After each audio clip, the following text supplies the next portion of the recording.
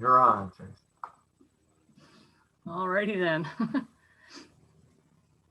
All right. Let me see if I can minimize. Oops, hang on. Cheating. Click the wrong button. All right.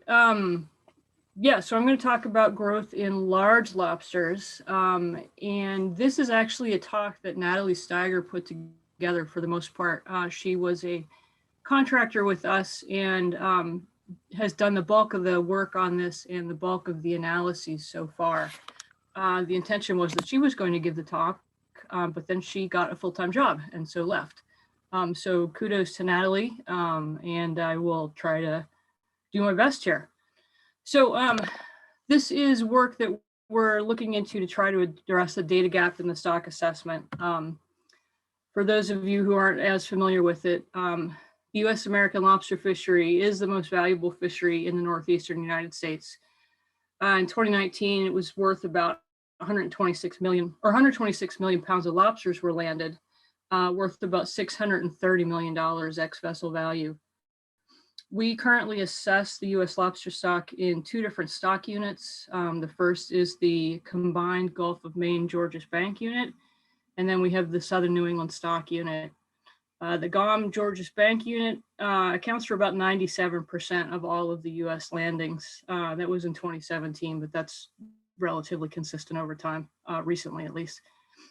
The GOM Georges Bank stock unit is currently at record high abundance, and unfortunately the Southern New England stock continues to be severely depleted and is experiencing recruitment failure. So for the stock assessment, the model that we use is a length-based model. Lobsters are very hard to age, so we use length instead of the traditional age methods. And underlying this model is what we call the growth matrix. And this essentially determines how lobsters are advanced through the size classes over time in the model. We use 5mm size bins in this growth matrix. And essentially what it does is it describes the probability of a lobster when it molts of moving from one size bin to the other. So the example up here on the right is if you have say a 62mm lobster, it's going to molt, so it's going to move from this size bin, and the probabilities of it going into one of the next three size bins are the numbers that you see here. So, 3% probability it's going to grow just to the next size bin, but a 54% chance it's going to grow into the 74mm size bin, but a 43% chance it's going to go into the 75 to 79mm size bin. So that's how the growth matrix essentially works. Most of the data that we have to sort of inform that growth matrix are from tagging studies. And these studies are primarily inshore. Tagging studies are very dependent on returns, and mostly we get our returns from the fleet. And the fleet is primarily an inshore-based fleet. Unfortunately, this also means that most of them are for smaller lobsters or focused sort of right around where minimum legal size is. So we do have two data sets that represent larger lobsters. I call them less than ideal. That might be an overstatement, but there's one that comes from the canyons, and it's probably 30 to 40 years old at this point, maybe older. And then we have another data set that comes from Canadian waters that is also much older. So they're less than ideal in that they're old and they're not quite where the bulk of the really large lobsters are in the US, sort of the US stock areas. So we've traditionally not used laboratory data for this, primarily because there's a lot of concerns related to the effects of captivity on growth. So we haven't used it. There's not a lot of lab studies in the first place, and what we haven't really used. And all of this together sort of means that the growth data that we have for these really large lobsters is not great. It's sort of consistently a high priority research item for the last three stock assessments at this point in time. And it is one of the bigger sources of uncertainty in the assessment itself. So just a brief background about how lobsters grow. There's two components to growth in lobsters or any crustacean. It's the time interval between molts and then how much they actually grow when they do molt. And you can kind of describe the molting process I've got this little schematic here and a couple of pictures over there. Essentially, at the time of the molt, in order to get that shell off, the lobster sucks in a whole bunch of water and uses that hydrostatic pressure to sort of lift the shell off of the body and sort of burst out of an old membrane. And once it extracts itself from the shell, it's all soft and squishy. It's what the lobster samplers, we all refer to it as a jelly roll. It then increases its size, so sort of it reinflates itself to its new size by, again, sucking in a whole bunch of water, sort of inflate that shell up. And then over time, the shell hardens, and all of that water that it's carrying around is over time replaced by new body tissue. So it essentially grows into its new shell. As it's growing into it, and now it's hard shell, and now it starts to sort of lay down a brand new shell underneath the old shell. And as it gets close to the next molt, essentially now we've got a lobster that's bursting at the seams. So it's outgrown its pants. We can all relate to that to some extent, I think.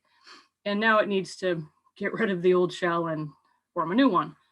So if you look at the diagram here, we've got this recently molded inner molt is where it spends most of its time. This is the hard shelled. And then there's a pre-molt here. And then the pre-molt can be broken down into various stages here. And if you know what stage the lobster is at within this pre-molt, you can sort of figure out how long it is, how long it's going to take until it molts. So how do you figure out what stage it's at? It's a technique called Pleopod Staging or cedal staging. Essentially, as the lobster is growing and developing its new shell, if you take and snip off a pair of the pleopods or the swimmerettes, as you can see here, we snipped off these top ones and you're just looking at the tips here. The new pleopod grows inside of the old one, kind of like it's growing inside of a sleeve. If you put that under a dissecting scope, you can stage the lobster's molt cycle based on the degree of that growth of the new pleopod inside the old one. So in order to, what you do here is the first batch of pleopod pictures here, essentially these are non-pre-molt stages. So it's just starting to show signs of changes in growth here. So any stages below this 2.5, the lobster's not actively in pre-molt. But once it hits stage 3, the lobster is actively in pre-molt, and molting is now going to happen. And the timing of that is going to be almost completely dependent on the temperature.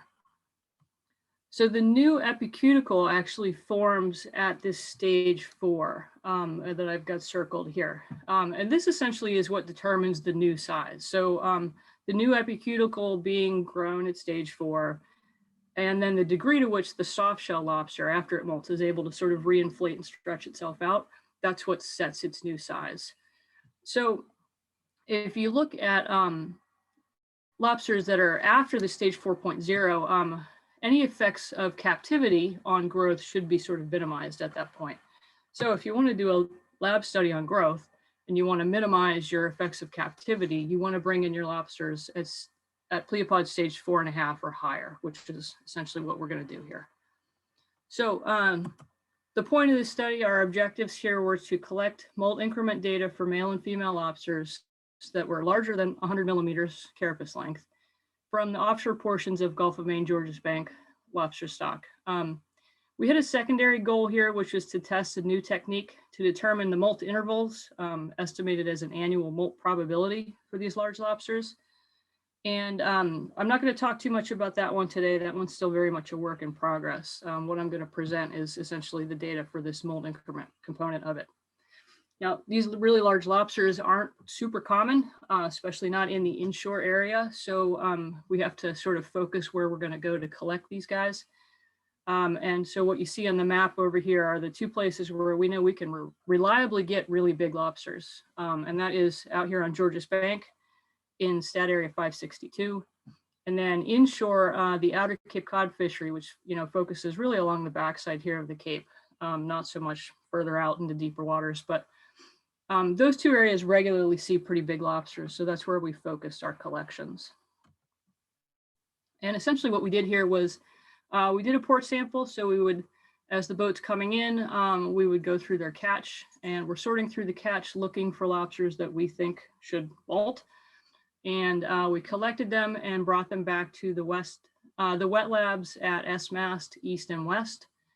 And then for every lobster that we brought back, we did that Pleopod staging to determine whether or not they were keepers and we were going to keep them for molting or not.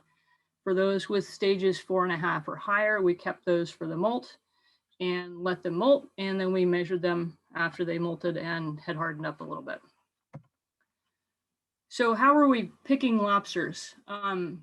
Essentially, we are using some external characteristics to let us know that that lobster has had its shell on for a really long time and might want to get rid of it. So on the left here, you see this collection of pictures. So this lobster has shell disease, which is something that the symptoms accumulate on the shell over time. This lobster up here has a fair amount of barnacle fouling on him. And then down here on the bottom, you can see examples of claw rub or deterioration sort of on the cutting edges of the claws. So all of these were things we were looking at that said this lobster has an old shell, maybe it's going to molt. On the right are a collection of pictures that are generally really reliably indicative of an imminent molt. So the top two, we know that this lobster is going to molt really soon. So you can see the margin of the carapace down here is really, really blue. It's also very soft and almost sort of wet velvety feeling to the touch. And then this is called the mirus of the claw. This area gets also very blue and very soft as the lobster reclaims calcium from that area so that it softens that area up so it can pull that claw through that tiny little joint. Other indications are what I call purple belly. So the belly of the lobster gets this weird sort of mottling color. It doesn't always do that, but when it does, it's a pretty good indication. And then sometimes you can look at the pleopods and look at the very tips of them, and they get really kind of dark orange. And sometimes you can almost see that there's another pleopod growing in there. This one's a little bit less reliable, but the more you look for it, the more you can kind of see it. Anyway, so these are what we're looking for to tell us to collect the lobster. So once we found lobsters we wanted to take, we stuck them into fish totes, covered them with wet burlap, brought them back to the wet labs at SMAS East. And once they were back, we collected data on the size, the sex, shell condition, and then gave everybody an individual tag. You can see an example of the tag we used down here on the bottom. Then we took a pleopod sample from each of these lobsters and checked it out under the microscope. And everybody was assigned a Pleopod stage. So for those lobsters that had stages 4.5 or higher, we set those aside to transfer into the study tanks. And to try to minimize the thermal stress that these guys might be experiencing here, they were coming in off of the boats in very cold holding tanks. So we tried to step them up temperature-wise so that we didn't completely stress them out temperature-wise. So the SMAS holding tanks, we kept them in there for a couple days, a few degrees warmer than the source tank. And then eventually they went into study tanks in SMAS West. And we managed to keep those between 11 and about 13.5 or so degrees.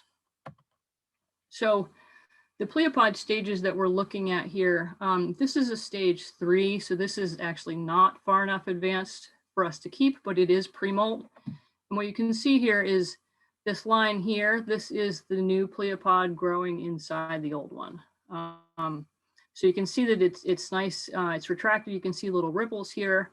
But what we don't see are the shafts that these cedal hairs, which is these guys on the external, those grow in shafts that develop inside the new pleopod over time. So we don't see that. That tells us that this is a stage 3, not one of the ones that we want to keep. This is a stage 4.5. And again, you can see the new pleopod inside the old one here. And this one, you can start to see these shafts developing. This is the shaft that the new cedal hair grows in. So this one's a keeper. And this one is a stage 5.5. This is really close to molting. Again, you can see the new pleopod inside the old, and here you can see the new cedal hairs are really well developed, well formed inside of this, you know, ready to sort of spring forth after it molts. So this one's definitely a keeper. All right, so those that we kept for the molt, they got their own individual cages that were relatively size specific so that they had enough space to move around and that the process molting wouldn't be constrained by the space. Also kept them from getting eaten by their tank mates, because lobsters will totally eat each other when they molt. Each of the cages had a unique tag here where we put each lobster's unique tag ID so we know who was where. And again, we kept these in the SMAS West tanks, and we managed to keep the temperature right around 12.5 degrees on average. So in the background here, you can see one of the really big tanks at SMAS West. We can fit a lot of cages in this one. The lobsters were fed a mixture of black sea bass carcasses and mashed up rock crabs. We fed them once or twice a week, and then we checked them daily to look for molts. Once it molted, we did leave the cast shell in there so that the lobster could eat its cast shell. It's a really good way for it to reclaim some of the calcium that it loses. And then some of these we were actually, with Dave Chosid's help, to rig up a nice camera system and get some good videos that I'll show you on later, hopefully. And as you can see in the picture here, here's Natalie tending to our cages. It was kind of cool to be able to walk around inside the big tank. All right, so after the lobsters molted, we gave them about a week or so to harden up so that we could get a good measurement from them and be able to handle them without causing any damage. Really big lobsters took a little bit longer to harden up, so we gave them a little bit more time to harden up before we remeasured them. And you can just see this big guy here sitting next to its cast shell. So in general, we did 13 different collection events, and this is a combination for the offshore boat and the Outer Cape boat. These took place from late July through October of last year. We processed or looked through more than 2,000 lobsters. We actually collected about 586 lobsters. And in the graphic over here, you can see the size distribution of everybody that we collected. The pre-molt size is down here on the x-axis, and the number of lobsters is on the y-axis here. Those shown in yellow, labeled Smith, these are lobsters that molted in Steve Smith's tanks before we could actually get out there to get them, and he was kind enough to take the measurements for us. So that was very helpful. That's the Outer Cape boat that we worked with. So super helpful that he was able to do a couple of those for us before we could get our hands on them. So we ended up keeping, of those 586, we ended up keeping 125 for molting, and we got 94 good molts. And I'll describe what I mean by that in a minute. So about 75% of the ones that we kept for molting, we got really good data from. So if we look at it by source, this is from the offshore boat. So this is the Georgia Spank boat. We collected with them on 5 different occasions, and we took more detailed data as we were processing the lobsters for this boat. So we did an actual port sample. And the light blue bars, essentially, this is the number of lobsters we actually looked through and processed. So you can see the overall size distribution of what we're looking at here. We collected 327 and kept 54 for molting, and then 31 of these are good molts. And if we just zoom in on the size frequency distribution here, this shows us now what we collected. And so this is everybody that we Pleopod staged. And then based on those Pleopod stages are the ones that we kept in the sort of medium blue here, and then the ones we actually had molt for us in the dark blue. From the Outer Cape, this is just shows the lobsters that we collected. And so this is everybody we Pleopod staged. And there were about 250 of those, and then everybody that we kept and that molted for us in the 2 darker blue shadings here. All right, so the Pleopod staging.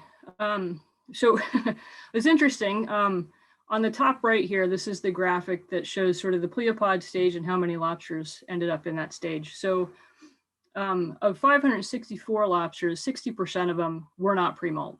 So, you know, we were wrong about them molting just based on visual 60% of the time. 22% of them were pre-molt, but were in these sort of earlier stages of pre-molt that we wouldn't want to keep that long.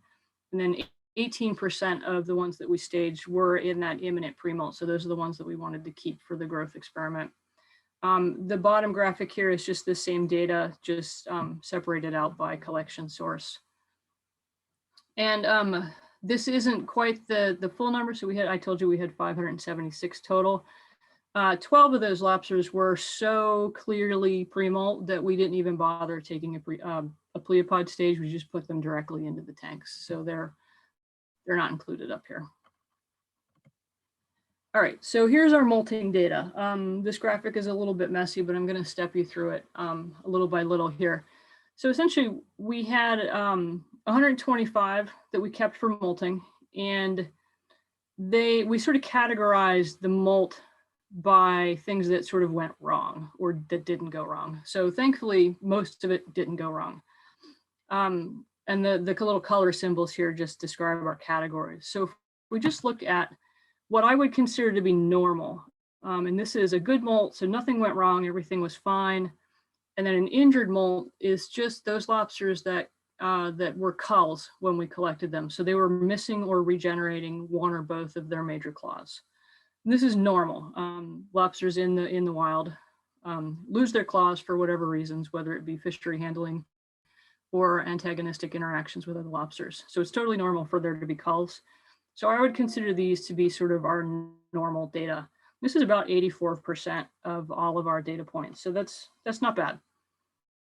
And you can see that there is a little bit of a size difference in terms of the average molt increment. The good lobsters were averaging about 9.5 millimeters of growth, and the injured ones were about 6.9 millimeters of growth, about a 3 millimeter smaller for the injured ones.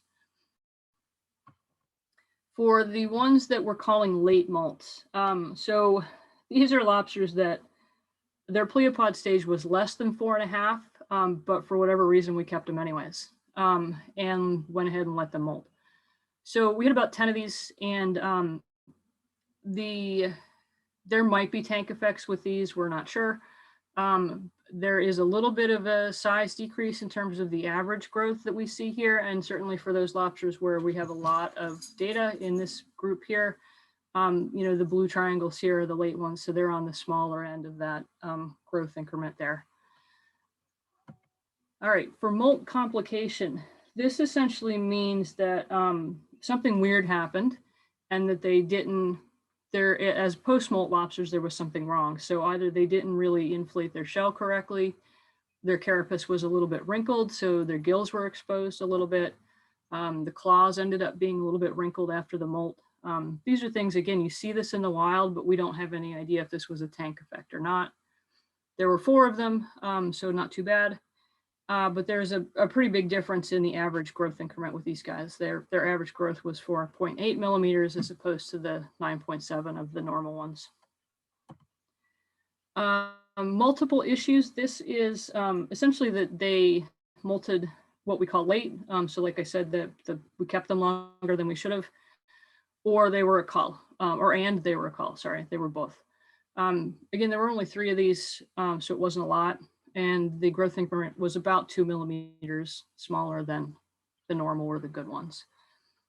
And then these are sort of the epic fails. The stuck molts, they got stuck. They did not get themselves completely out of their shell, and they would have died if we hadn't cheated and helped them out. So these are 3 data points. We have to exclude these because they would have died if we hadn't extracted them. And you can see, obviously, their growth increments were pretty bad. So these 3 are excluded from any further analyses that we do with any of these data. We wanted to look at the sexes, get data for both males and females. Unfortunately, we only had 7 males molt. 6 of them were good, and 1 of them fell into that multiple issues category where it was late and a cull. But you can see the males were all sort of in this 100 to 110 millimeter pre-molt size range. And the ones with the good molts were on the high end of our growth increments here, which is interesting. The arrow here just means that there's 2 data points represented. There's 2 lobsters represented by that 1 data point. So one thing we noticed here was that males were present throughout our sampling season, but we only saw the pre-molt males in the first 2 trips. So there might have been a timing thing going on here, and I'll come back to that in a minute. When we look at our growth data and put it into the size bins that we use for that growth matrix that goes into the stock assessment, we can see that the sort of the average, actually the median is almost the same value. So it's around 9 millimeters is the average growth increment. It does look like it decreases as you get into bigger lobsters here. But at the same time, these large lobsters we had pretty small sample sizes up there. So it's really hard to say whether there is a decrease in growth at larger sizes or if it's a sample size effect. All right, one of the things that we were interested in is how useful were our signs of an old shell in terms of it predicting pre-molt. So these are close-ups of the images of what we were considering indications of an old shell. I'm thinking, well, the lobster really needs to molt. We were surprisingly, these are not so good. Shell disease and fouling. So the shell disease is the graphic on the left here, and the fouling is on the right. And fouling is barnacle growth, bryozoan growth, other critters growing on the shell. That's what we call fouling. And essentially, neither of these was super predictive. For shell disease, the graphic here shows no shell disease, light, moderate, or heavy. And the lightest blue is not pre-molt. Overall, 58% of the lobsters with shell disease were not pre-molt. And that was the best category in terms of it being somewhat predictive. Fouling, overall, it ended up that 61% of the lobsters that had some kind of fouling were not pre-molt. So it's kind of useful, but not as useful as I had anticipated it being, which was a little bit of a surprise. All right, so quick summary of our molting data. Again, we had 125 lobsters molt. Most of them were females. The size range that we were able to get data for was 94 to 164 millimeters. We did have 7 males. They were on the relatively small end of the size that we had in the study, but they tended to have the larger growth increments. We are excluding the 3 that got stuck, and excluding those 3, our average molt increment was 9 millimeters, and we saw a range from 2 millimeters to 17 millimeters in terms of the growth. And for those that we consider to be normal, so the good molts or the culls, that mean molt increment was 9.3, so pretty close to the overall average. And the range here was from 3 to 17 millimeters in terms of how much they grew. So we mentioned the sex ratio issue and that most of our data were females. We kind of knew going in, Georges Bank is generally female skewed. Existing port sampling data and the NIMF's offshore trawl survey both show that females generally outnumber the males out there, at least in what either of those types of gear pick up. The data on the left here essentially shows the length frequency distributions by sex of the lobsters that we sampled in this study from the Georges Bank boat. And you can see that generally at any given size, we're seeing at least twice as many females as males, with the exception of these really big lobsters up here above 150 millimeters.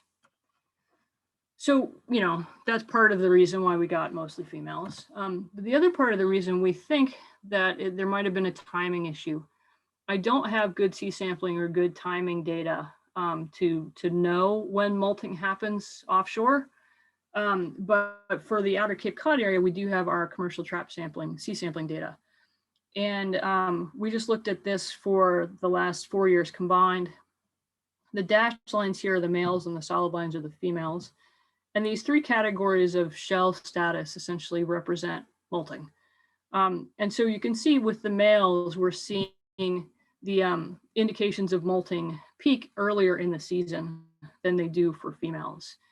And this sort of supports the general idea that males molt earlier in the season than females do. So we think that if we were to do this again, we would need to start earlier in the season in order to get at those pre-molt males to get those and get them into the lab. So we did this in 2020, which, as we all know, came with a suite of interesting challenges. But they really weren't as bad as they could have been. But I did feel the need to sort of highlight. In particular, there were definitely some effects to the lobster markets in 2020, which affected our sampling a little bit. the dealer that we were working with the offshore boat, the dealer was to some extent limiting the landings that he was willing to take in. And this did limit our sample sizes on a couple of occasions. So we didn't get to process quite as many lobsters as I would have liked from the offshore boat. The other major challenge here was at one point in time during the peak of our busiest, when all of our cages were full of lobsters doing their thing, Natalie and I were both quarantined for potential exposure to someone who might have had COVID. So we weren't allowed to go into the lab, and Steve Wilcox and Brendan Riley really stepped up here and helped us out to get in and to do the daily tank checks to make sure the water was flowing, lobsters were fine. So thank you to them for that. And all in all, considering how big of a cluster 2020 was, you know, I'm pretty pleased that we were able to pull this study off. I think we did a pretty great job at getting this pulled off. And, you know, super huge kudos to Natalie for being in the lab on a daily basis. Anyhow, so this is cool stuff. I do have some video of molting lobsters, which I think most people have probably not seen. And because it's kind of weird and hard to figure out what you're seeing at first, I'm going to step through a couple of frame shots to describe what's going on so that you'll be able to see what's happening in the video a little easier. So if we're watching this frame here, so this lobster is ready to molt, and I can tell that because the carapace is lifted off, and you can see this sort of swollen membrane here in between where the carapace joins the tail. And what happens is the lobster falls over onto its side, and the carapace starts to lift off here.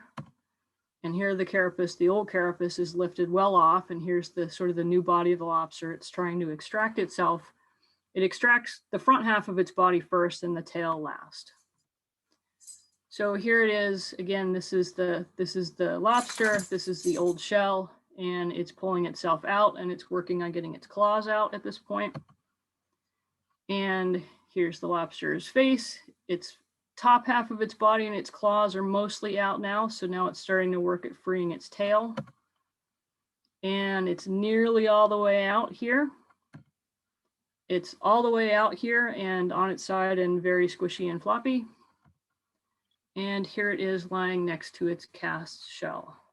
And now everybody cross your fingers that the video is going to work. And I have a backup plan if it seizes.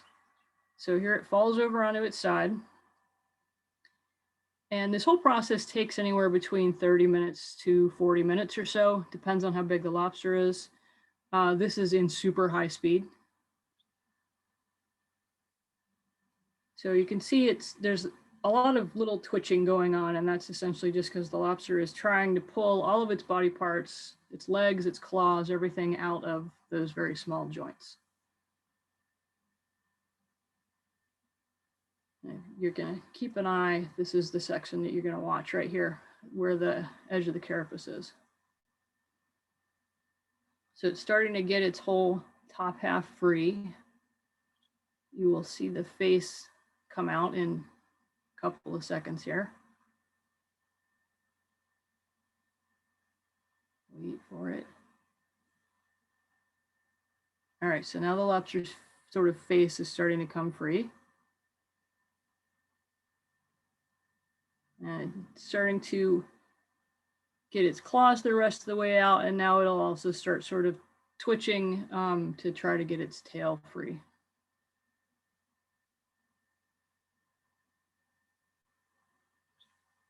All right, there it comes, claws are out, tail's out, and now it is totally squishy and can't really walk around, so it just sort of flops around for a little while here.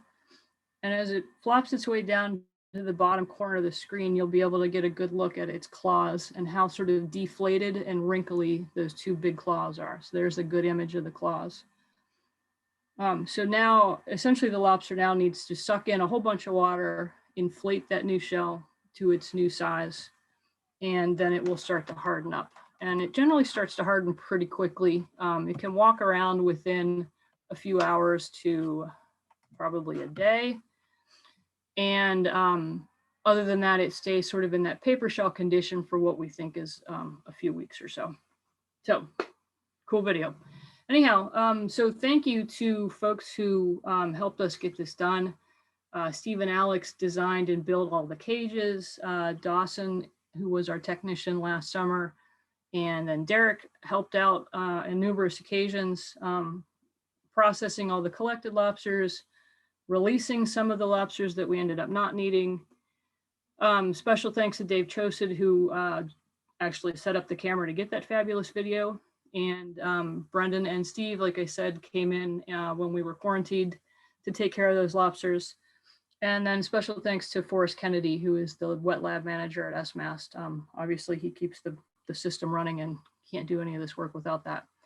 And then Grant Moore on the offshore boat direction, and Steve Smith on the Outer Cape boat, Murgulet, which I never say correctly. They were the fishermen who participated, and huge thanks to them. And I can take any questions.